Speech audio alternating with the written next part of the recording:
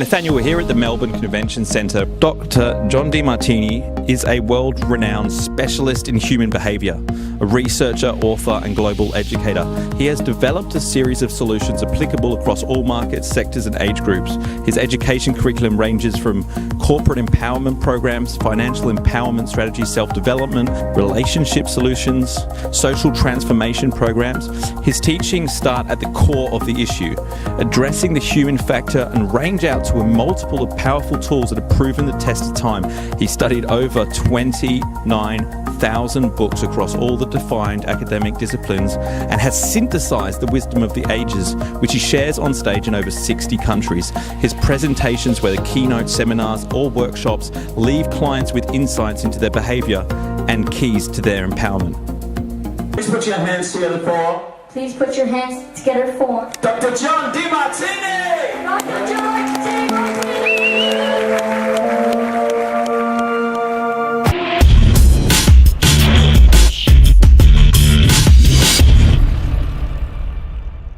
Nathaniel here from LinkedIn Heroes. I'm fortunate to be joined by Dr. John Demartini, who we've just seen stun the crowd with his presentation on the alchemy of achievement. John's work, to me anyway, is a lot to do with living a fulfilled life. What is the key to living a fulfilled life, and how does someone know whether or not they are living a fulfilled life? Well, that's a great question. If you have to ask the question whether you're having a fulfilled life, you're not. Because when you have a fulfilled life, you'll have your heart open, you'll have inspiration, you'll be inspired to get up in the morning and go and do what it is you love to do.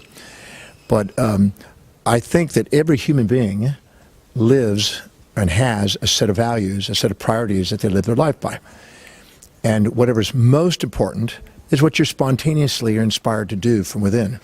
And whatever's lower on the values, you tend to need motivation to do. The key is to finding out what's really, really most important to you. Not what everybody's expecting from you, but what's really, really important for you. And to structure your life in such a way that you're getting to fulfill your life with that which is most important, most fulfilling. If you fill your day with high priority actions that inspire you, your life doesn't fill up with low priority distractions. It doesn't. And when you're doing things that are higher on your values, you raise your self-worth. And you do things lower on your values, you lower your self-worth. So you end up beating yourself up if you don't allow yourself to do what's truly meaningful. And you inspire yourself if you get to do what is really authentically you. So you got to give yourself permission to be you, because the real you is magnificent and the false you is insignificant. So the magnificence of who you really are is far greater than any of the fantasies you may impose on yourself by all the injected values of expectations of others. You're born to stand out, not to fit in necessarily. And you're not here to live in the shadows of people. You're here to stand on the shoulders of giants, because the real truth is you're a giant inside, but you may not have acknowledged it yet. So I love helping people find their giant and give permission to go out and let you walk the path of a master, not just be a victim of history. You've been doing this for a long time now. How many breakthrough experiences was it that you've done? I've done the breakthrough experience over the last 29 years, 1,034 times. 1,034 times, and this is a whole weekend we're talking about. Yes, 26-hour experience. Wow. So John loves what he does. I mean, he doesn't take a break. For the entrepreneurs that are out there, what are some of the common pitfalls that you see them fall into as an entrepreneur? How do they identify what those are and maybe pull themselves out of it? Many times we get enamored with an idea. We may not do the due diligence to properly evaluate whether that's really something that the world wants. So one of the keys is you have to find two things in life. If you exaggerate what you believe is important and you minimize what the world wants, you don't have much to sell. You're fighting uphill game trying to sell it. And if you go and find out what everybody wants, but it doesn't mean anything to you, you'll have a lot of money, but you'll have no meaning. And that leads to addictive behaviors. Finding the nice equity theory, I call it, between finding out what the world really is looking for, truly filling the needs of people, and filling that which really fills you.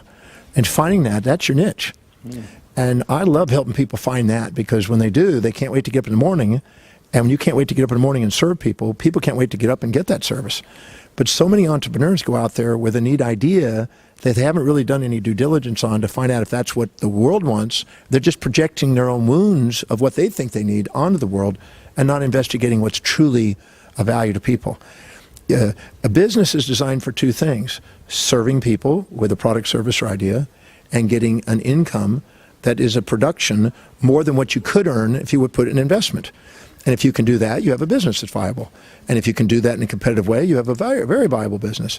You have to find out what is truly meaningful to you, and you have to make sure you do it in a way that's meaningful to other people. And the master of that is sales, marketing, advertising, caring. It's called about caring. I always say if you're poor, it's because you're not caring about humanity. But if you're rich, it's because somehow you must have cared. Do you mind just taking us back to the moment, I know you touched it on stage, to when you realised what your highest value was, and just take us back there and just share that story with us? When I was a teenager, I was living in Oahu, north shore of Oahu. I was a surfer. I had long hair and a beard and was doing the 60-70 thing. It's hard to imagine, isn't it? Yeah.